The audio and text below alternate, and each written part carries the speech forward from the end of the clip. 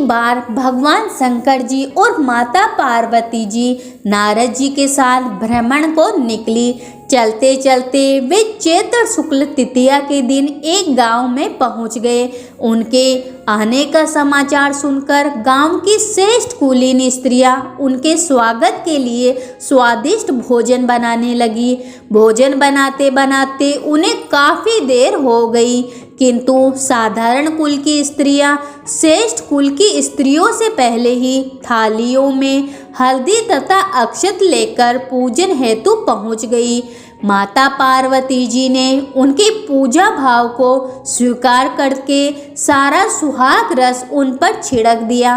वे अटल सुहाग प्राप्ति का वरदान पाकर लौटी। उसके बाद उच्च कुल की स्त्रियां अनेक प्रकार के पकवान लेकर माता गौरी और भगवान शंकर जी की पूजा करने पहुंची। सोने चांदी से निर्मित उनके थालियों में विभिन्न प्रकार के पदार्थ थे। उन स्त्रियों को देखकर भगवान शंकर जी ने माता पार्वती जी से कहा, तुमने सारा सुहाग रस तो साधारण कुल की स्त्रियों को दे दिया, अब इन्हें क्या दोगी? माता पार्वती जी ने उत्तर दिया, हे प्राणनाथ, आप इसकी चिंता मत करिए। उन स्त्रियों को मैंने केवल ऊपरी पदार्थों से बना रस दिया है, इसलिए उनका रस धोती तक रहेगा, परंतु मैं इन उच्च कुल की स्त्रियों को अपनी उंगली चीरकर अपने रक्त का सुहाग रस दूंगी। यह सुहाग रस जिसके भाग्य में पड़ेगा वह तन मन से मुझ जैसी सौभाग्यवती स्त्री हो जाएगी। जब स्त्रियों ने पूजन समाप्त कर लिया तब माता पार्वती जी ने अपनी उंगली चीरकर उन पर छिड़क दी। जिस पर जैसा छींटा पड़ा उसने वैसा ही सुहाग पा लिया। उसके बाद भगवान शिव जी की आज्ञा से माता पार्वती जी ने नदी तट पर स्नान किया और बालू की शिव मूर्ति बनाकर पूजन करने लगी। पूजन के बाद बालू के पकवान बनाकर भगवान शिव जी को भोग लगाया। प्रदक्षिणा करके नदी तट की मिट्टी को माथे पर लगाकर 2 कण बालू का भोग लगाया। इन सब के करते करते माता पार्वती को काफ़ी समय लग गया। काफ़ी देर बाद जब वे लौट कर आई तो महादेव जी ने उनसे देरी से आने का कारण पूछा। उत्तर में माता पार्वती जी ने झूठ ही कह दिया कि वहाँ मेरे भाई भाभी आदि मायके वाले मिल गए थे, उन्हीं से बातें करने में देरी हो गई। परंतु महादेव जी तो महादेव जी हैं, वे कुछ और ही लीला रचना चाहते थे।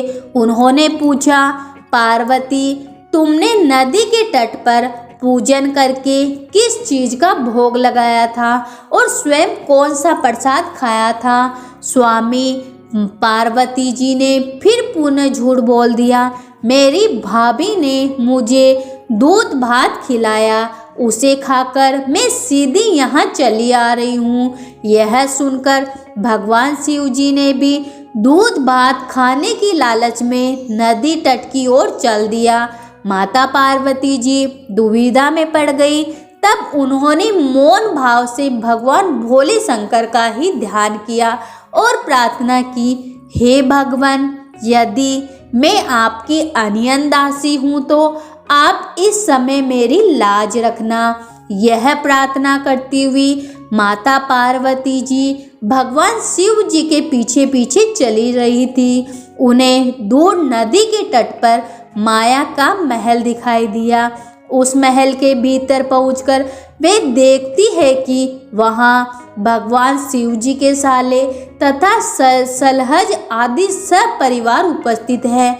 उन्होंने गौरी तथा शंकर का भावभीना स्वागत किया। वे 2 दिनों तक वहाँ रहे। तीसरे दिन माता पार्वती जी ने भगवान शिव जी से चलने को कहा, पर भगवान शिव जी तैयार न हुए। वे अभी और रुकना चाहते थे।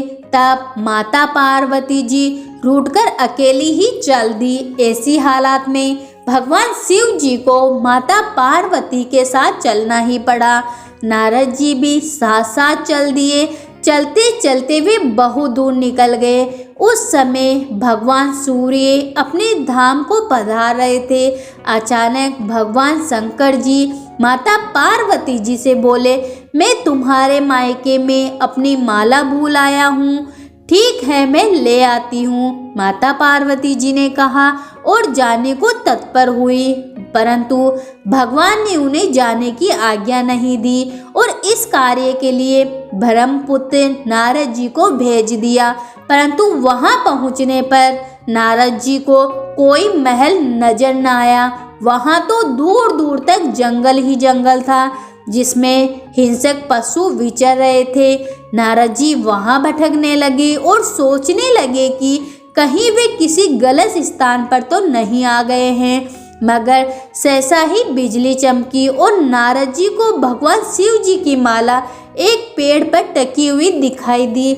नारद जी ने माला उतार ली और भगवान शिव जी के पास पहुंचकर वहां का हाल बताया। भगवान शिव जी ने हंसकर कहा, नारद, ये सब माता पार्वती की लीला है। इस पर माता पार्वती बोली, मैं किस योग्य हूँ? तब नारद जी ने सिर झुकाकर कहा, माता, आप पतिव्रताओं में सर्वश्रेष्ठ हो। आप सौभाग्यवती समाज में आदि शक्ति हो। यह सब आपके पतिव्रत का ही प्रभाव है। संसार की स्त्रियां आपके नाम स्मरण मात्र से ही अटल सौभाग्य प्राप्त कर सकती है और समस्त सिद्धियों को बना तथा मिटा भी सकती है। तब आपके लिए यह कर्म कौन सी बड़ी बात है? महामाय गोपनीय पूजन अधिक शक्तिशाली तथा सार्थक होता है। आपकी भावना तथा चमत्कार शक्ति को देखकर मुझे बहुत प्रसन्नता हुई। मैं आशीर्वाद रूप में कहता हूँ कि जो भी स्त्रियां इसी तरह गुप्त रूप से पति का पूजन करके मंगल कामना करेगी, उन्हें महादेव जी की कृपा से दीर्घ आयु वाले पति का साथ हमेशा मिलेगा। तो बोलो भगवान शिव और माता पार्वती की जय हो।